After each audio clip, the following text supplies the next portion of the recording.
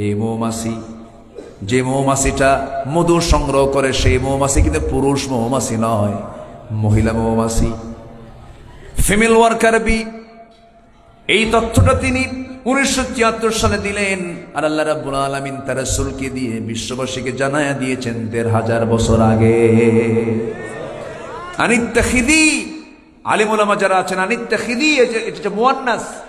আল্লাহ পাক রানী মৌমাছিকে, কর্মী মৌমাছিকে বললেন তুমি সুন্দর করে বাসা প্রস্তুত করো, মধু সংগ্রহ করো। আল্লাহু আকবার বলেন। নাম্বার 2 হলো, যখন কোন মৌমাছি, কর্মী মৌমাছি যখন নতুন কোন ফুলের বাগান বা উদ্যান খুঁজে পায়, তখন সে বাকি মৌমাছিদেরকে সিগন্যাল দিয়ে দেয়। এট এ টাইম সে সিগন্যালগুলো তাদের কাছে চলে যায়। এই সিগন্যালকে কার্ল ভন ফ্রিজ ওয়াগল ড্যান্স বলেছেন। অথচ এই পুরাতন তথ্যটা আল্লাহ রাব্বুল আলামিন 1500 বছর আগে বলে দিয়েছেন। আল্লাহ রাব্বুল আলামিন বলেছেন সুম্মা কুলি মিন কুল্লিস সামারাতি ফাসলুকি সুবুলা রাব্বিকা যুলুলা। জোরে বলুন আল্লাহু আকবার। এখানেই শেষ নয়।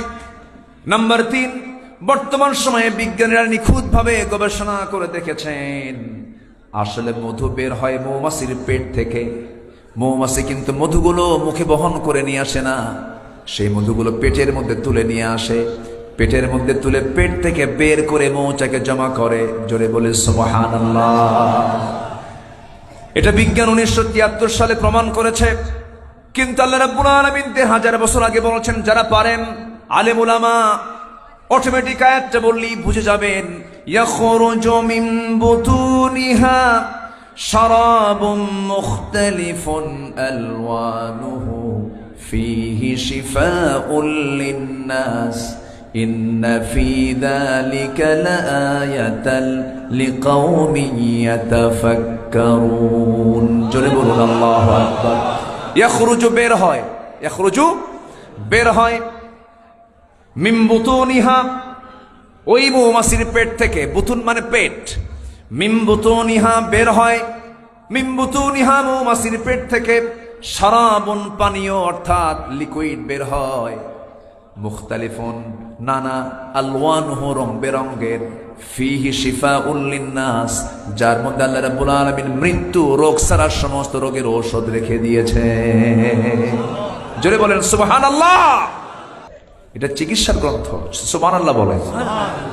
একটা এখানে একটা ফ্যাক্টরির কথা আছে জানেন, ওষুধ ফ্যাক্টরি। এই ফ্যাক্টরির দায়িত্ব, ওষুধ প্রস্তুতের দায়িত্ব, কেমিক্যাল হোল ইনস্ট্রুমেন্টের দায়িত্ব আল্লাহ পাক কোনো মানুষকে দেননি। কারণ মানুষ কি করে জানেন? ভেজাল করে। মানুষ কি করে? ভেজাল করে। এই ডিপার্টমেন্ট আল্লাহ পাক জানেন যে মানুষ কি করবে, এই জন্য আল্লাহ পাক মৌমাছিকে দিয়ে দিয়েছে। যেরকম সুবহানাল্লাহ। মৌমাছির আরবি হলো নাহাল। আল্লাহ পাক 114 সূরার মধ্যে আল্লাহ পাক এত গুরুত্বপূর্ণ হওয়ার জন্য একটা সূরার নামই মৌমাছি হয়ে গেছে। জোরে বলে সুবহানাল্লাহ। অবশ্যই মৌমাছির একটা রহস্য আছে না নাই? একটু যাই ওইদিকে যাই, যাবো দেখি তো রহস্য কি হয়, একটু বের করে নিয়ে আসি। ওই দেখেন, কমপক্ষে একটু ফজর পর্যন্ত লেগে দেন না হয়, তাও রাজি আছেন আপনারা কি জানাজা সহ? আচ্ছা, গতকালকে আমার সফর ছিল। গতকাল আমি ছিলাম বেশি দূরে না, মাত্র সিলেট ছিলাম, সিলেট। আগামীকালকে মাহফিল আছে আবার রংপুরে। দোয়া করবেন না আপনারা? দোয়া করবেন না? দোয়া চাই, খাস দোয়া চাই। পাবনা আমার খুব ভালো লাগে, মানুষগুলো খুব সাদা মাঠা। আলহামদুলিল্লাহ, জোরে বলি আলহামদুলিল্লাহ। আপনারা শক্তিশালী মানুষও, দুধ খান তো। পাবনার মানুষ কিন্তু বেশি দুধ খায়, দুধের সমৃদ্ধ পাবনা। জান্নাতের খাবার দুনিয়াতে খেয়ে ফেলতেছেন আপনারা। পাবনার দুধটা বিখ্যাত না? পাবনার ঘি, যাওয়ার সময় একটু দিয়ে দিয়েন কিছু ঘি। পাবনার ঘি এটা অত্যন্ত লোভনীয়, খুব ভালো জিনিস। ঘিতে মেধা প্রখর হয়। আলহামদুলিল্লাহ বলেন। জান্নাতের খাবার, জান্নাতে 4টা নহর থাকবে। কয়টা নহর থাকবে বলেন? আগের থেকে মুখস্থ করে নিই আমরা, যা খাবো তো আমরা। 1 নাম্বার হচ্ছে মধুর নহর। বলেন কিসের নহর? মধুর। তাহলে মধু এই যে নাহাল আসতেছে। আরেকটা হচ্ছে দুধের নহর, আরেকটা হচ্ছে শরাবের নহর। এই পসামত না কেরু কোম্পানি নাই, শরাবের নহর, যা খেলে লিভার পচবে না, চোখ লাল হবে না, যৌবন নষ্ট হবে না, মাতালো হবে না, যৌবন যৌবন মানে যৌবনের শক্তি ডাবল থেকে ডাবল হয়ে যাবে এই শরাব। আরেকটা হচ্ছে পানি, আরেকটা কি? পানি। কয়টা নহর হলো? 4টা নহর। এর মধ্যে একটা নহর কোন জেলায় আছে? আসতে কয় বাংলায় আছে। মিল্ক ভিটা সহ সব কোম্পানিগুলো এখান থেকে নিয়ে চলে যায়। এই যে ডেমরা হয়ে এই রোডে ঢুকলে শুধু পালা আর পালা, রাস্তা দখল পালা দিয়া। বললাম এত পালা কেন? যত পালা তত গরু। আলহামদুলিল্লাহ বলো। গরু পালা তো সহজ না, অনেক ধৈর্যের ব্যাপার। গরু পালতে নিয়ে মানুষকে গরু হতে হয়, বিশাল ব্যাপার। এটা আপনারা খেদমত করছেন, আলহামদুলিল্লাহ বলেন। তো মধু, আল্লাহ পাক মৌমাছিকে ডিপার্টমেন্ট দিলেন যে তুমি এই ফ্যাক্টরিটা চালাও, মানুষকে দেবো না। ওরা মধুর মধ্যে আরো শিরা ঢুকায়। কি ঢুকায়? মিষ্টির শিরা ঢুকায়, ওদেরকে দেওয়া যাবে না, তুমি করো এটা। আল্লাহ রাব্বুল আলামিন মৌমাছিকে ওহী দিলেন, ইঙ্গিত দিলেন, ওয়া আওহা রাব্বুকা ইলান নাহলি আনিত্তাখিযি মিনাল জিবালি বুয়ুতা ওয়া মিনাশ শাজারি ওয়া মিম্মা ইয়ারিশুন। আমি মৌমাছিকে ওহী দিলাম। আল্লাহ বলছেন, ও মৌমাছি, গাছের ডালে পাহাড়ের পাদদেশে সুন্দর করে বাসা বানাও, মধু প্রস্তুত করে মধুগুলো সংগ্রহ করে সেখানে রাখো। 1973 সালে অস্ট্রিয়ান বিজ্ঞানী কার্ল ভন ফ্রিচ উনি গবেষণা করেছেন মৌচাক এবং মধু নিয়ে। তার গবেষণা কি আমলে নিয়ে সুইডিশ একাডেমি নোবেল পুরস্কার তাকে দিয়েছে। তিনি 3টা তথ্য দিয়েছেন, যে তথ্য সুইডিশ একাডেমি এটাকে মাথায় নিয়েছে, প্রশংসা করে তাকে পুরস্কার দিল। কিন্তু তিনি যে 3টা তথ্য দিয়েছেন, সেই তথ্য তিনি গবেষণা করলে করতে পারেন, কিন্তু সেই তথ্যের সঙ্গে কোরআনের 3টা তথ্যের হুবহু মিল হয়ে গেছে। তিনি একটা বইও লিখেছেন, দ্য ড্যান্সিং বিজ, একটা বইও তিনি লিখেছেন। 3টা তথ্য তিনি দিয়েছেন। নাম্বার 1 হলো এই মৌমাছি, যে মৌমাছিটা মধু সংগ্রহ করে, সেই মৌমাছি কিন্তু পুরুষ মৌমাছি নয়, মহিলা মৌমাছি, ফিমেল ওয়ার্কার বি। এই তথ্যটা তিনি 1973 সালে দিলেন। আর আল্লাহ রাব্বুল আলামিন তার রাসূলকে দিয়ে বিশ্ববাসীকে জানায়া দিয়েছেন 1500 বছর আগে। আনিত্তাখিদি, আলিম উলামা যারা আছেন, আনিত্তাখিদি এটা মুয়ান্নাস। আল্লাহ পাক রানী মৌমাছিকে, কর্মী মৌমাছিকে বললেন, তুমি সুন্দর করে বাসা প্রস্তুত করো, মধু সংগ্রহ করো। আল্লাহু আকবার বলেন। নাম্বার 2 হলো, যখন কোন মৌমাছি, কর্মী মৌমাছি যখন নতুন কোন ফুলের বাগান বা উদ্যান খুঁজে পায়, তখন সে বাকি মৌমাছিদেরকে সিগন্যাল দিয়ে দেয়। এট এ টাইম সে সিগন্যালগুলো তাদের কাছে চলে যায়। এই সিগন্যালকে কার্ল ভন ফ্রিচ ওয়াগল ড্যান্স বলেছেন। অথচ এই পুরাতন তথ্যটা আল্লাহ রাব্বুল আলামিন 1500 বছর আগে বলে দিয়েছেন। আল্লাহ রাব্বুল আলামিন বলেছেন, সুম্মা কুলি মিন কুল্লিস সামারাতি ফাসলুকি সুবুলা রাব্বিকা যুলুলা। জোরে বলুন আল্লাহু আকবার। এখানেই শেষ নয়। নাম্বার 3, বর্তমান সময়ে বিজ্ঞানীরা নিখুঁতভাবে গবেষণা করে দেখেছেন, আসলে মধু বের হয় মৌমাছির পেট থেকে। মৌমাছি কিন্তু মধুগুলো মুখে বহন করে নিয়ে আসে না, সেই মধুগুলো পেটের মধ্যে তুলে নিয়ে আসে। পেটের মধ্যে তুলে পেট থেকে বের করে মৌচাকে জমা করে। জোরে বলে সুবহানাল্লাহ। এটা বিজ্ঞান 1973 সালে প্রমাণ করেছে। কিন্তু আল্লাহ রাব্বুল আলামিন 1500 বছর আগে বলেছেন, যারা পারেন আলেম উলামা অটোমেটিক আয়াতটা বললেই বুঝে যাবেন, ইয়াখরুজু মিন বুতুনিহা শারাবুম মুখতালিফুন আলওয়ানুহু ফীহি শিফাউল লিন্নাস ইন্না ফী যালিকা লাআয়াতাল লিকাওমিন ইয়াতাফাক্কারুন। তাযাক্কারুন। জোরে বলুন আল্লাহু আকবার। ইয়াখরুজু বের হয়, ইয়াখরুজু বের হয়, মিন বুতুনিহা ওই মৌমাছির পেট থেকে, বুতুন মানে পেট, মিন বুতুনিহা বের হয়, মিন বুতুনিহা মৌমাছির পেট থেকে শারাবুন পানীয় অর্থাৎ লিকুইড বের হয়, মুখতালিফুন নানা, আলওয়ানুহু রং বেরঙ্গের, ফিহি শিফাউল লিন্নাস যার মধ্যে আল্লাহ রাব্বুল আলামিন মৃত্যু রোগ ছাড়া সমস্ত রোগের ঔষধ রেখে দিয়েছে। জোরে বলেন সুবহানাল্লাহ। এখানেই শেষ নয়, আরো কিছু কথা। 1 ঘন্টা লাগতো শুধু এই মৌমাছির গবেষণা করতে। আমি অত লম্বায় যাব না, শুধু 2টা পয়েন্টে বলে আবার মূল আলোচনায় যাচ্ছি। জাহান্নামে যাওয়ার কারণগুলো আমরা খুঁজে বের করছি, কেবল বের করছি কয়টা? জানাজার কারণ কয়টা বলেছি আমি? আরো আছে, একটা বলেছি, আরো আছে। আমার বন্ধুগণ, এখানে 1 কেজি মধুর দাম যে কেমন জানি না। এলাকায় 1 কেজি মধুর দাম কত? 550। তাহলে তো মনে হয় ওর মধ্যে হ্যাঁ কি কিছু ডাউট আছে মনে হয় নাকি? আচ্ছা, ধরেন 1000 টাকা, ধরেন 2000, ধরেন 3000, ধরেন 1 কেজি মধু, 1 পাউন্ড মধু।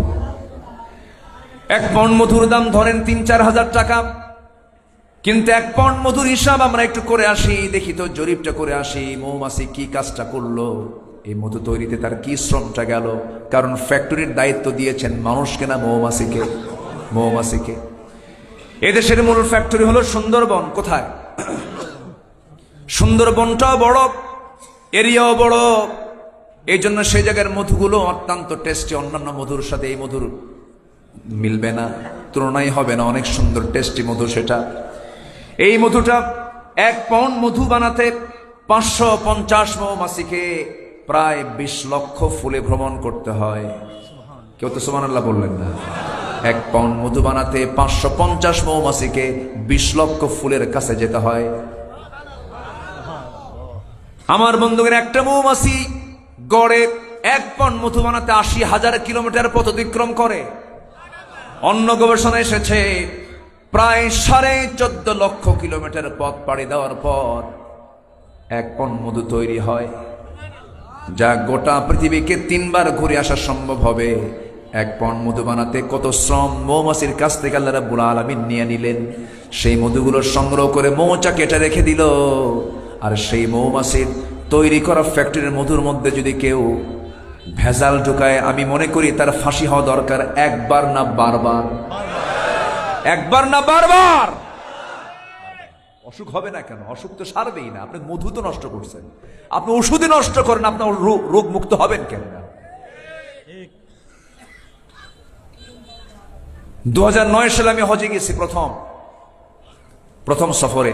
এক ইউরোপিয়ানকে আমি দেখলাম, জমজম কূপের পানির ট্যাপ আছে, ওখানে কল আছে, তো সে পানি খায় না, শুধু গায়ে মারতেছে, গায়ে লাগাচ্ছে, মাথায় ঢালতেছে, আর একটু একটু করে খাচ্ছে। তো আমি অবাক হলাম, তার কাছে গিয়ে বললাম, ভাই আপনি এরকম করছেন কেন? আপনি কি পাগল নাকি? আপনি জমজমটা মাথায় ঢালতেছেন, গায়ে ঢালতেছেন। বলে 20 দিন আগে আমি এসেছি মক্কায়। কেন? আমি অসুস্থ। কি হয়েছে? Skin cancer. তো উনি বলতেছেন, আমি চেক আপ করে দেখলাম। অনেকক্ষণ ধরে তার সঙ্গে কথা বললাম। 2 দিন আগে উনি চেক আপও করেছেন জেদ্দায় গিয়ে। বলতেছে, আল্লাহর মেহেরবানি, আমার ক্যান্সারের জীবাণু আর নাই। জমজম, আল্লাহুম্মা ইন্নী আসআলুকা ইলমান নাফিআ ওয়া রিজকান ওয়াসিআ ওয়া শিফাআন মিন কুল্লি দাইন। রাসূল শিখিয়েছেন, আল্লাহ আমি তোমার কাছে উপকারী ইলম চাই, প্রশস্ত রিজিক চাই, এবং সমস্ত রোগ থেকে তোমার কাছে আশ্রয় চাই। এই বলি জমজম পানিটা 3 ঢোকে দাঁড়ায় দাঁড়ায় পান করতে হয়। পৃথিবীর পানি শুধু তৃষ্ণা নিবারণ করে, আর জমজমের পানি তৃষ্ণাও নিবারণ করে, ক্ষুধাও নিবারণ করে। আল্লাহু আকবার বলো। এত ওষুধ পৃথিবীতে আছে।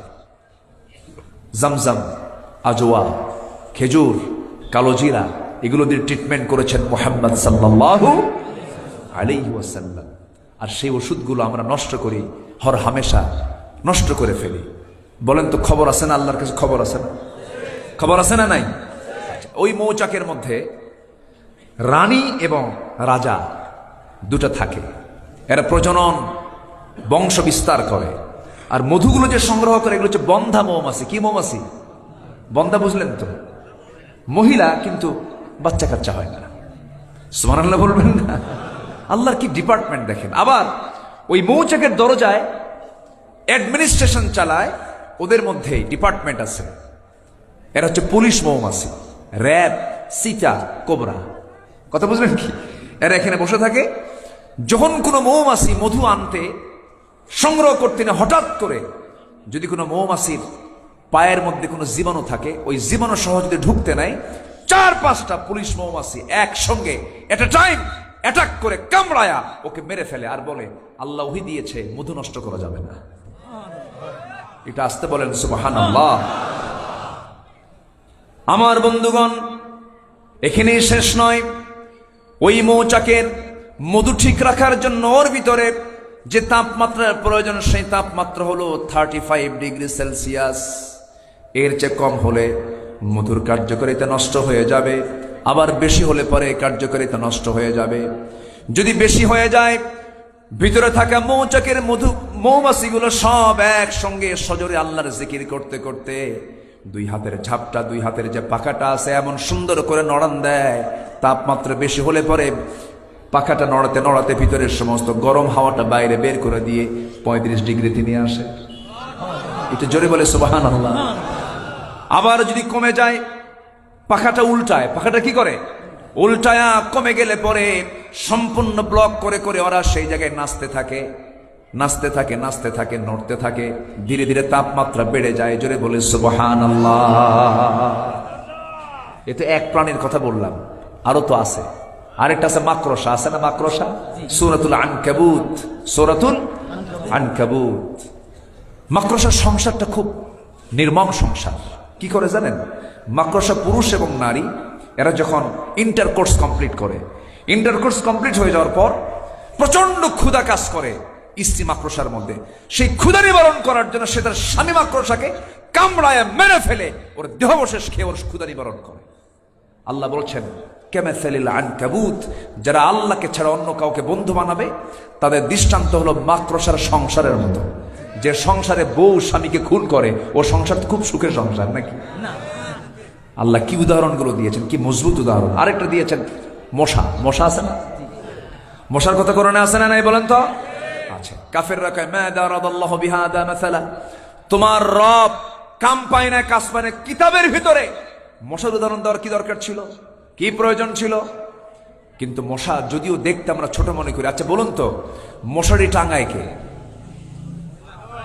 মশা না মানুষ? আচ্ছা, মানুষ মশাকে ভয় পায় না মশা মানুষকে ভয় পায়? ভালো করে কবেন কিন্তু। বলেন, মশারি টাঙ্গায় কে? মানুষ। থাকলো এই মশা আবার এত চতুর, এত চালাক, আপনাকে খাচ্ছে কিন্তু আপনি মানুষ, আপনি টের পাচ্ছেন না।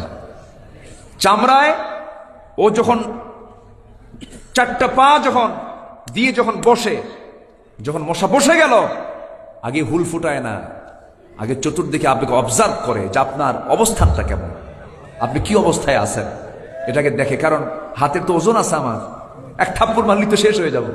ও দেখে, আগে আগে দেখে। এরকম দেখার পর আমি অন্য তালে আছি, সেই সময় ও করে কি, হুলটা আগেই ফুটায় না, আগে এনেস্থেশিয়া করে। আগে কি করে? এনেস্থেশিয়া মানে হচ্ছে অবশ করে। অবশ করে, মেডিকেলের ভাষায় এনেস্থেশিয়া না, কি বলে? এনেস্থেশিয়া করে। এটা ফাইন করে এনেস্থেশিয়া করে চতুর্দিকে অবশ করলো। অবশ করার পর আস্তে আস্তে করে তার হুলটা আস্তে আস্তে করে ফুটায় দেয়। সলিমুদ্দিন টের পাবি, তোর 14 গুছি টের পাবে না। ঢুকালো, ঢুকে আস্তে আস্তে করে রক্তগুলো নিচ্ছে। পরিমাণ মতো খেলে সমস্যা নাই, সে চলে যায়। কিন্তু কিছু মশা আছে বেহুশ, আছে না নাই বলেন তো?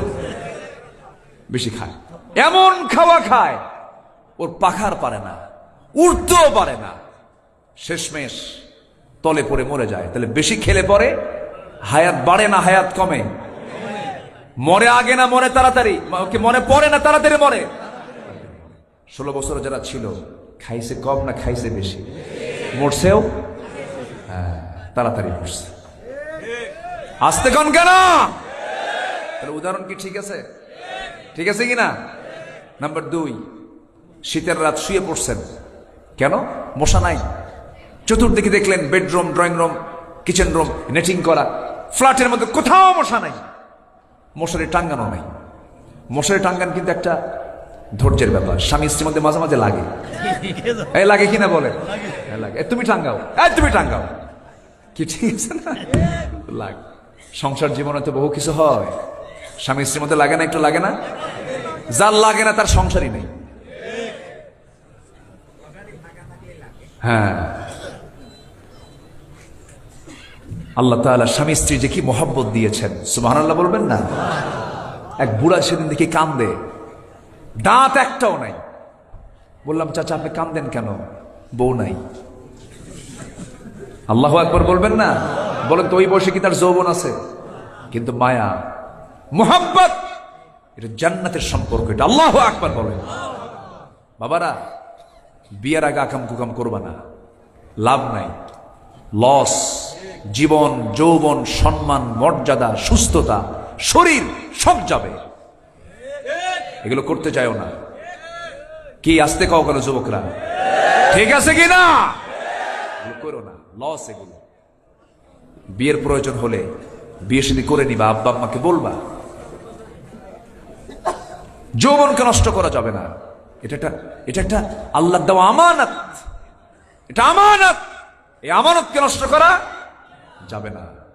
বিয়ের আগ দিয়ে ওয়ালা মুত্তাখিদাতি আখদান, এরকম গোপন গোপন কোনো মিটিং দেওয়া যাবে না, ডেটিং করা যাবে না, সিটিং দেওয়া যাবে না। কি কথা কি বোঝা গেল? ডেটিং, মিটিং, সিটিং চলবে না, এগুলো সব চ্যাটিং। আরেকটা আছে কি? চ্যাটিং। হ্যাঁ, এখন আবার চ্যাটিং, এগুলো করা যাবে না। যুবকরা মনে হয় মন খারাপ করতেছো তোমরা। হুজুর খুব পছন্দ করি হুজুর, বলে লাভ হবে না। এই আছে না এরকম? এগুলো করা যাবে না বাবা, এগুলো বাদ দিয়ে দাও।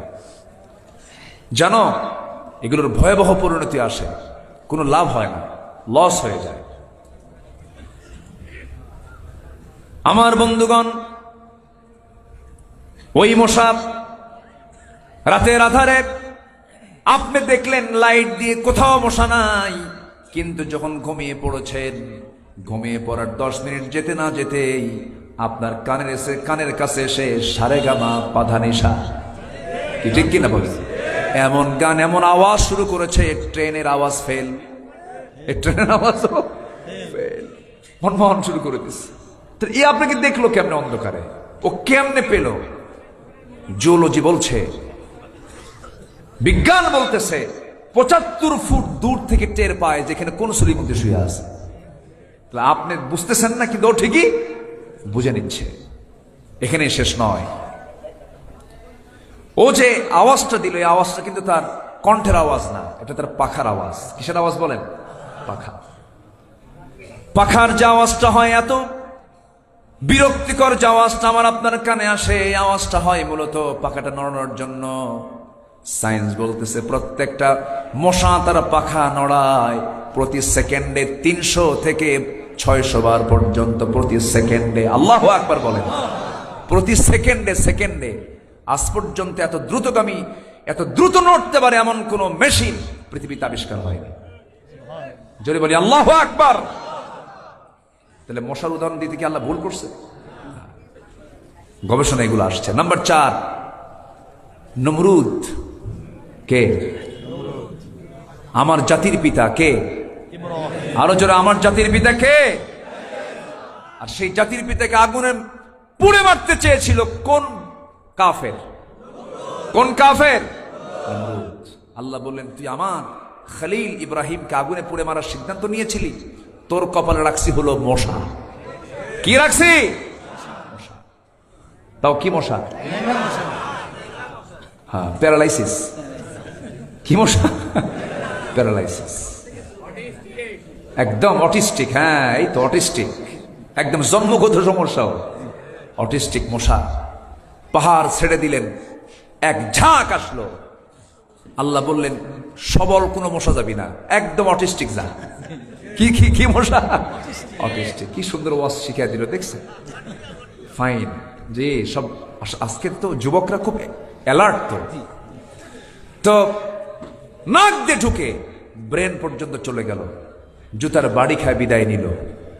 আজকেও যারা এমন আচরণ করবে তাদের পতনটায় নমরুদ, হামান, ফেরাউনদের মতোই হবে, ঠিক কিনা? ধানমন্ডিতে 32-এ যে ঘটনা ঘটেছে, সেখানে পাওয়া গেছে আন্ডারগ্রাউন্ড আরেকটা আয়না ঘর পাওয়া গেছে। সেখানে চোখ মিলেছে, মাথার চুল মিলেছে, আন্ডারগ্রাউন্ড। সম্মানিত বন্ধুগণ, আমরা ফেরাউনকে দেখিনি, ইতিহাস শুনেছি, কিন্তু আয়না ঘর থেকে বের হয়ে আসা দুজন ব্যক্তির আমি সরাসরি কথা শুনেছি। আমার লোম শিহরে উঠছিল সে সময়।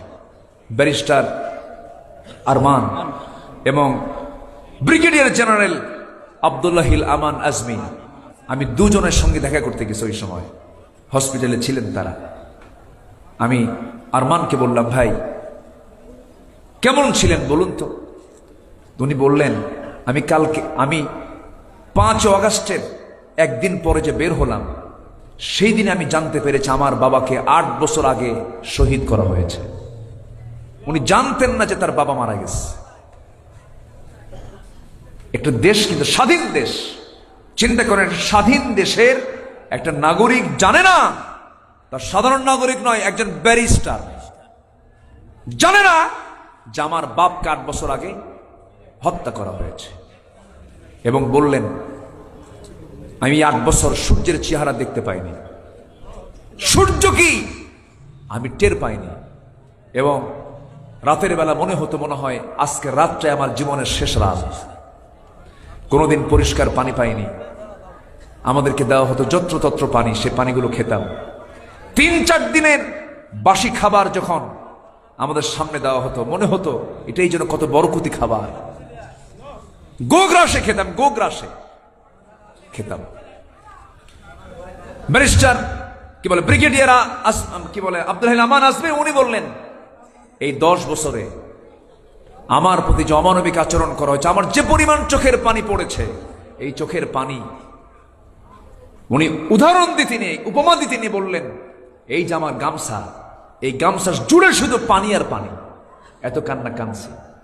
একটা দেশের ব্রিগেডিয়ার জেনারেল, যে ব্রিগেডিয়ার জেনারেল বর্তমান সেনাবাহিনী প্রধানের টিচার, শিক্ষক, সেই লোকটার যদি এই অবস্থা হয়ে থাকে, তাহলে আমরা কি অবস্থায় ছিলাম? এরকম অসংখ্য না জানা ইতিহাস আছে না নাই? আসতে বলবেন না, আছে না নাই? ওই বিডিআর হত্যাকাণ্ডগুলো যে করলো, এতগুলো মানুষ, এতগুলো আর্মি অফিসার, কোন বিশ্বযুদ্ধ মারা যায় না, এত বড় অপূরণীয় ক্ষতিগুলো হয়েছে। সম্মানিত ভাইয়েরা, আমরা এই দৃশ্য আর দেখতে চাই না, আমরা দেখতে চাই একটি কোরআনের দৃশ্য। সবাইকে রাজি আছেন তো ইনশাআল্লাহ? আগামীর বাংলাদেশ আমরা কিসের বাংলাদেশ দেখতে চাই? কিসের বাংলাদেশ দেখতে চাই? বাংলার জমিন আল্লাহর দিন কায়েমের জন্য যদি বুকের তাজা রক্ত ঢেলে দিতে হয়, সবাইকে রাজি আছেন? রাজি আছেন কারা কারা? হাত উঁচু করে দেখেন মুসলমান।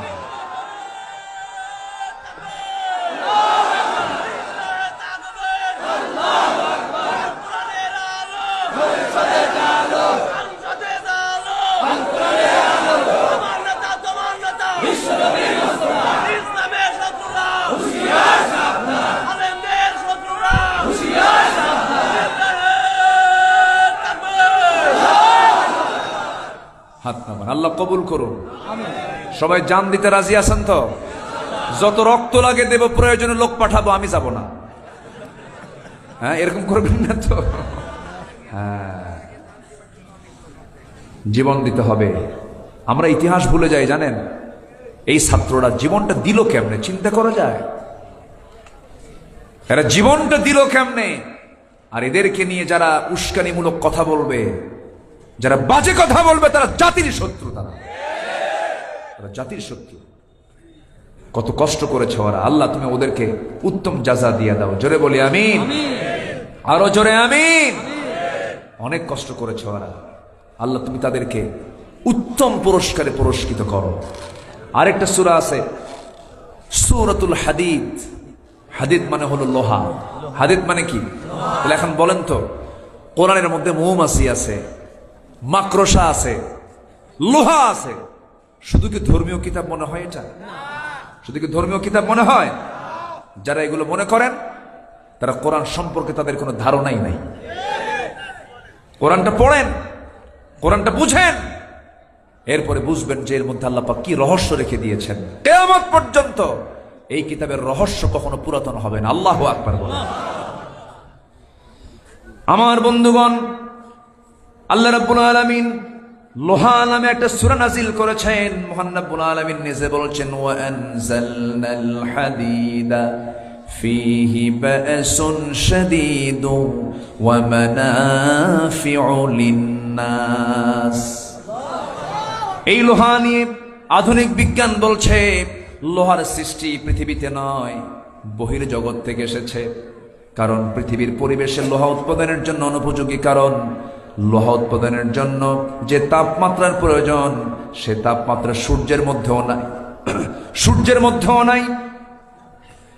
লোহা উৎপাদনের জন্য আনুমানিক 5 বিলিয়ন ডিগ্রি সেলসিয়াস তাপমাত্রার প্রয়োজন। সূর্যের তাপমাত্রা হলো 15 million degree Celsius. 5 billion degree Celsius প্রয়োজন। এটা দুনিয়াতে তো সম্ভবই না, সূর্যের কাছেও সম্ভব না।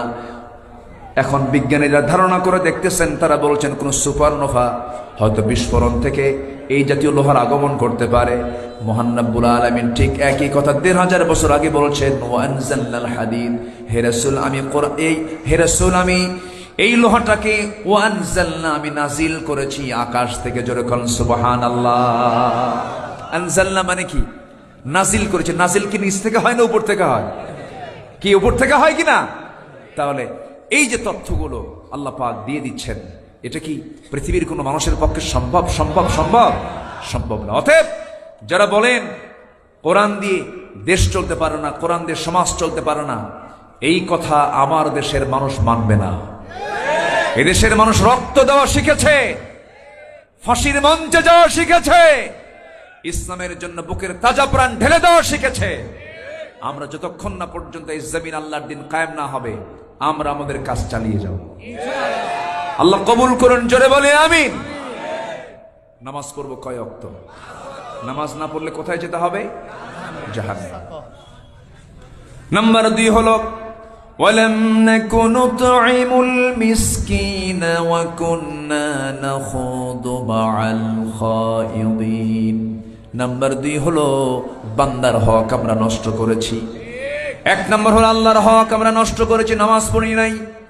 নাম্বার 2 হলো বান্দাদের হক নষ্ট করেছি, মিসকিনদেরকে তাকায় নাই, বরঞ্চ তাদের সম্পদগুলো লোপাট করেছি। বৃদ্ধ ভাতা খাইছে কিনা বলেন? বিধবা ভাতা খেয়ে ফেলছে, আছে না? এরকম আছে না? রাস্তার টাকা মেরে খেয়ে শেষ করেছে। দেশ থেকে টাকাগুলো পাচার করে সব নিয়ে চলে গেছে, কিছুই রাখে নাই। দেশের সন্তানগুলোকে দেশেও পড়ায় না, ইউরোপে পড়াইছে, আমেরিকায় পড়াইছে। দেশকে এত ভালোবাসে, সন্তানগুলোকে দেশে পড়ালো না। ভার্সিটি তারাই বানালো, কিন্তু সেই ভার্সিটিতে নিজের সন্তানগুলো পড়ালো না। ভার্সিটির সন্তানদের হাতে তুলে দিয়েছে ইয়াবা, মদ, বোতল, অস্ত্র, আর ওদেরকে ইউরোপে আমেরিকায় পড়াইছে। ঠিক কিনা? অস্ত্রের ঝনঝনানি তারা করেছে। বিশ্ববিদ্যালয়গুলোকে তারা মিনি ক্যান্টনমেন্ট বানিয়েছিল। এত কিছু তারা করেছিল। আমার বন্ধুগণ, আমিও ঢাবির ছাত্র ছিলাম, বানায় একটা কথাও বলছি না। ভার্সিটির যে চিত্র এই 16 বছরে যা ছিল, সেখানে শুধু সমকামিতার হার বেড়েছে, জেনার হার বেড়েছে, অবাধ যৌনাচারের হার বেড়েছে, নেশার পরিমাণ বেড়েছে। সমকামিতাকে প্রমোট করার জন্য তারা বিভিন্ন উস্কানিমূলক বিভিন্ন কথাও বলেছে। এমনকি শ্রেণীর পাঠ্য বইয়ের মধ্যেও ঢুকিয়ে দিয়েছিল ট্রান্সজেন্ডার। মনে নাই? ট্রান্সজেন্ডার মনে নাই? শরীফার গল্প ঢুকিয়ে দিয়েছিল। অনেক কিছুই তারা করেছে। আমার বন্ধুগণ, এই যে এত বড় দেশের সম্পদগুলো লুটপাট করে বাইরে নিয়ে চলে গেল, এটা দেশপ্রেমের লক্ষণ নয়, এগুলো বান্দার হক নষ্ট করা। আল্লাহ বলছেন, বান্দার হক যারা নষ্ট করবে, আমি আল্লাহ তাদেরকে জাহান্নামের মধ্যে ঢুকাবো। নাম্বার 3 হলো সমালোচককারীদের সঙ্গে সমালোচনা করা। নাম্বার 4 হলো যারা আখিরাতকে অবিশ্বাস করেছে। ওয়া কুন্না নুকাযযিবু বিয়াউমিদ্দিন, আমরা যাবার জীবিত হব, কোনো সন্দেহ আছে নাকি? আসতে কয় আল্লাহ কি আমাকে জিন্দা করতে পারবেন না? দুই একজন করে উঠতেছেন, দুই একজন করে ওঠে, কি করব? দোয়া করে দেব? তো ওঠেন কেন? ও একে যায় দুয়ে যায়। ও মাশাআল্লাহ, অনেক সুন্দর জবাব। একটু বসেন, একটু বসেন। বহু সময় তো আমরা এদিক সেদিক ব্যয় করি, একটু যদি ভালো জায়গায় বসতে পারি এটা আমার জন্য নাজাতের একটা কারণ হয়ে যাবে। জোরে বলি ইনশাআল্লাহ। আল্লাহ কবুল করুন, জোরে বলি আমিন। আমার ডান পাশে যিনি বসে আছেন ডাক্তার মহোদয়, তিনি কি ব্যস্ত কম? একটা ডাক্তারের যে কত ব্যস্ততা জানেন, চরম ব্যস্ততা। তাদের যদি রাগ থাকে চিকিৎসা করতে পারবে না। রুগী গালিও দেয়, রুগী লাথিও মারে, কত কি করে। একজন চিকিৎসকের দাম কত জানেন? আমি আল্লাহ, আমাকে কে বানাইছে বলেন তো? আমি আল্লাহর গোলাম।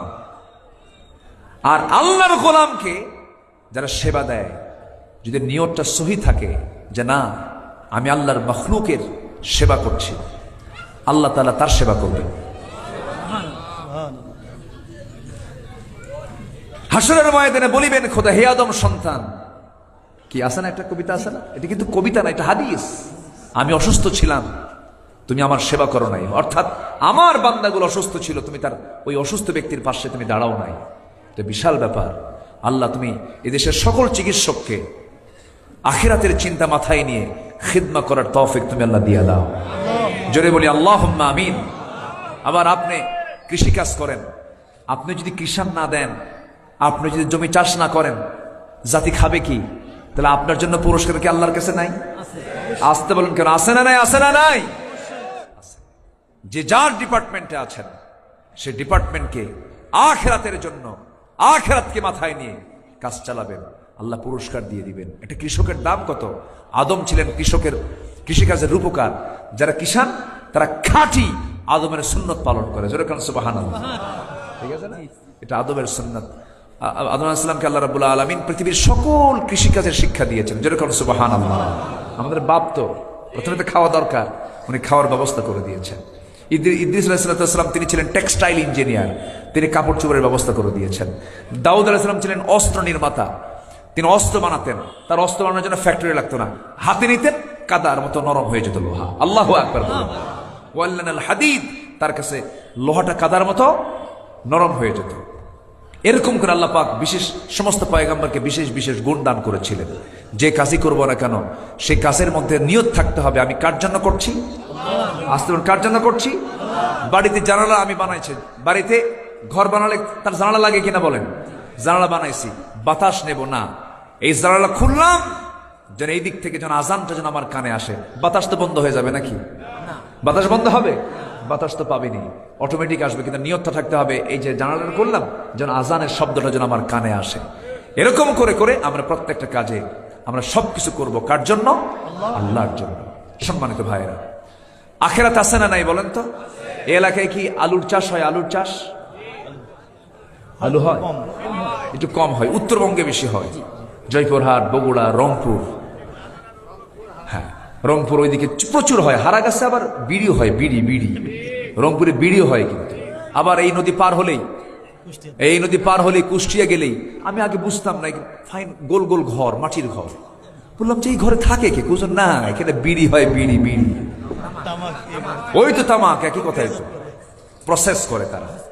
প্রচুর তামাকের আবাদ হয় ওইদিকে। বছর 3 আগে রংপুর এক মাহফিলে গেলাম, আমি জানতাম না যে কারা দাওয়াত দিয়েছে। তো মাহফিল শেষ হওয়ার আগেই দোয়ার মধ্যে দোয়া রাখতে বলে, হুজুর একটু দোয়া করেন। কেন? আমাদের বিড়ি ফ্যাক্টরিতে যেন বরকত হয়। আমি পড়ে গেলাম বিপদে, কি দোয়াটা করি বলেন তো? সব খাবারের দোয়া আছে, বিড়ি খাওয়ার দোয়া কত বিড়ি খাওয়ার কোনো দোয়া আছে? এই সাথে খাবার বেশি খায় না বিড়ি বেশি খায়? বলেন কি বেশি খায় বলেন? ভাত খায় কয়বার আর বিড়ি খায় কয়বার? আনলিমিটেড। একটা শেষ হলে ওর সাথে আরেকটা, মানে ওই লাগানোর সময় নাই, মানে আগুন এক্সট্রা দরকার নাই, শেষ হয়েছে। আবার বন্ধুত্ব আছে, এই দে, ধার নেয়, আগুন কি দেয়? ধার নেয়, ধার নিয়ে খায়। বিড়ি খাওয়া কি সুন্নতে মুআক্কাদা? বিড়ি খাওয়া যাবে? আজ থেকে বিড়ি খাওয়া যাবে? তামাক খাওয়া? পান খান। ডাক্তার আছে তো, এই জন্য আমি কতগুলো আসতেছে। পান খান আপনি। আমার দাদার মুখের পান চাবায়া চাবা আমারে দিত, আমার মনে আছে। বুড়া মানুষ হলে পরে একটু চাবাতে ভালোবাসে, মুখটা একটু গন্ধ গন্ধ হয়, এই জন্য পান খায়। রস, কেউ কেউ বলেছেন পানের রসে কিছু উপকার আছে, স্টমাকের কিছু উপকার আছে, খান, পান খান। কিন্তু পানের সাথে আবার হাকিমপুরি রহমতুল্লাহ আলাইহি কেন? এখানে কথা আছে, এখানে কথা আছে না নাই?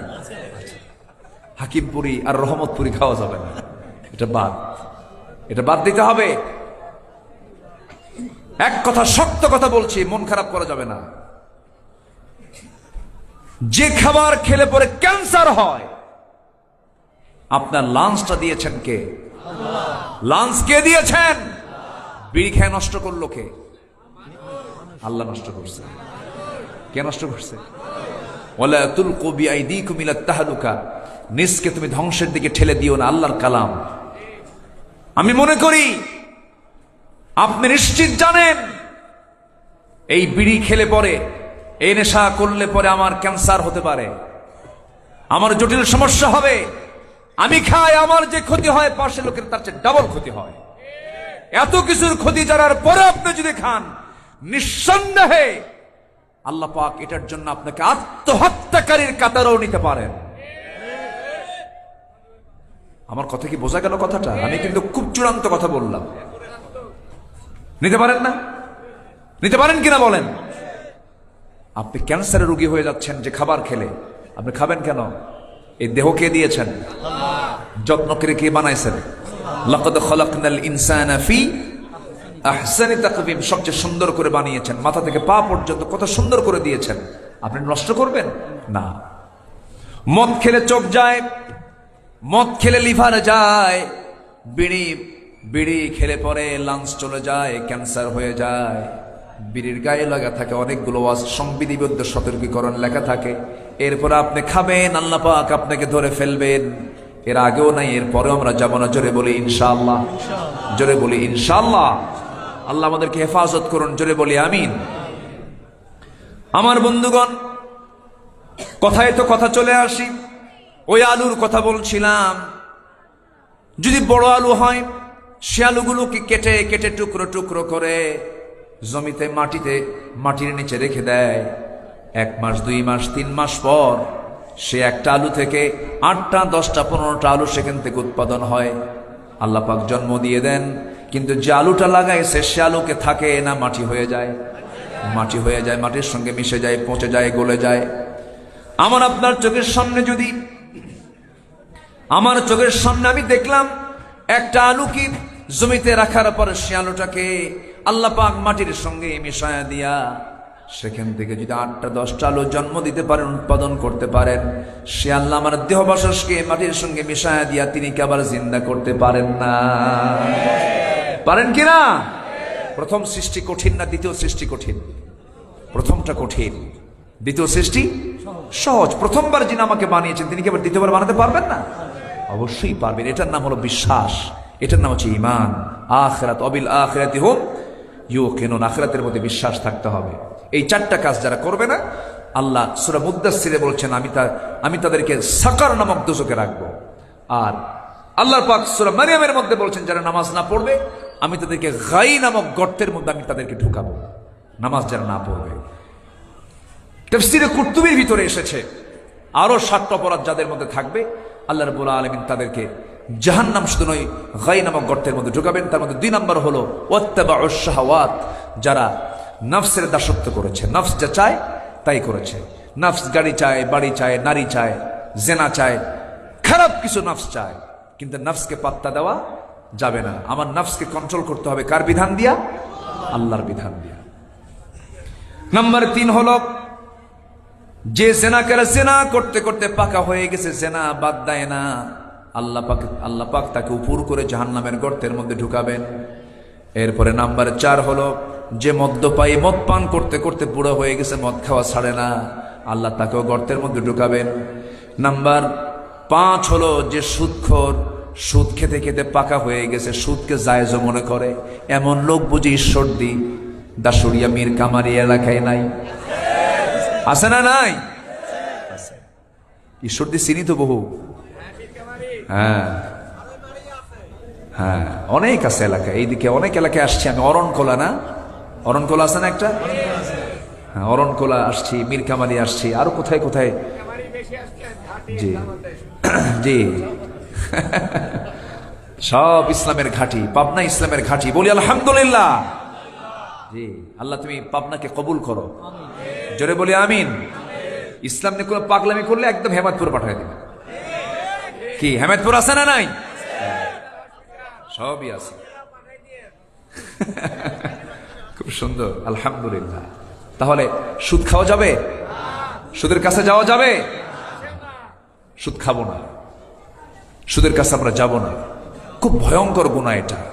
আল্লাহ পাক তুমি এগুলো থেকে আমাদেরকে বাঁচাও, নেশা থেকে বাঁচাও, জেনা থেকে বাঁচাও, জোরে বলি আমিন। জেনা আছে যেখানে, রোগ আছে সেখানে। আমার বন্ধুগণ, নাম্বার 6 হলো যে সন্তান পিতামাতার আনুগত্য করে না, যে সন্তান পিতামাতাকে ভাত দেয় না, সেবা করে না, এমন সন্তান বুঝি পাবনা জেলায় নাই? কি আছে কিনা বলেন? এই থানাতেও আছে না নাই? দেয় না। একটা প্রশ্ন করব, বলুন তো, মা বড় না বউ বড়? ভালো করে কোন, একটু মনে মনে আগে বইয়ের দিকে আগে নজর দিবেন, চিন্তা করে আমি কয়েক সেকেন্ড সময় দিই। এখন বলেন, মা বড় না বউ বড়?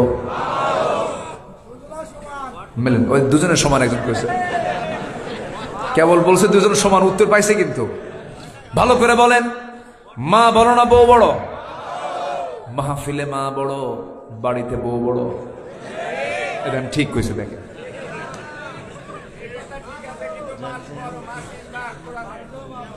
আমার বন্ধুগণ, মাহফিলেও মা বড় হতে হবে, বাড়িতেও মা বড় হতে হবে। কিন্তু অনেক সময় পুরুষ ফেল মেরে যায়। কি পুরুষ কি মেরে যায়? ফেল মেরে যায়। একটা কথা মাথায় রাখবেন, স্ত্রীর সামনে মাকে ছোট করবেন না, আবার মার সামনে স্ত্রীকে ছোট করবেন না। আপনি তো পরিচালক, আপনার মা ওই দিকে, আবার এই দিকে আপনার বউ হতে পারে, কিন্তু সেও আরেক সন্তানের মা। কি সে সন্তানের মা না? তাহলে এটাও কিন্তু মা। আপনার বউ পরিচয়, কিন্তু সে তো সন্তানের মা, আপনার আবার নিজের মা। সব দিকে খেয়াল করে মাকে সন্তুষ্ট করার জন্য মাকে আড়ালে নিয়ে সুন্দর করে বুঝায় দিতে হবে। মা জাতি, নারী জাতি এমন একটা জাতির নাম, যত পাম দিবেন তত ফলে খুশি হয়ে যায়। আল্লাহ মেয়েদেরকে এরকম করে বানাইছে। তো পুরুষকে আপনি যত প্রশংসা করবেন তত বলে, তুই ধান্দা কি, তোর কি ধান্দা, ক কি ঠিক আছে না? আর মহিলার প্রশংসা করবেন, তাই তো আমি তাই, কি ঠিক আছে কি না? আল্লাহ পাক এটা ক্লাস করে বানাইছে। আল্লাহ জানে যে কোন জায়গায় কোন জিনিস দেওয়া দরকার। আল্লাহ, আপনি মা কি সুন্দর করে বুঝাবেন, পাশে বসে নিয়ে বলবেন, মা শোনো, তোমার মেয়েকে বিয়ে দিছো তো? হ্যাঁ। তোমার মেয়ে ভালো থাকুক, তুমি কি চাও না? হ্যাঁ চাই।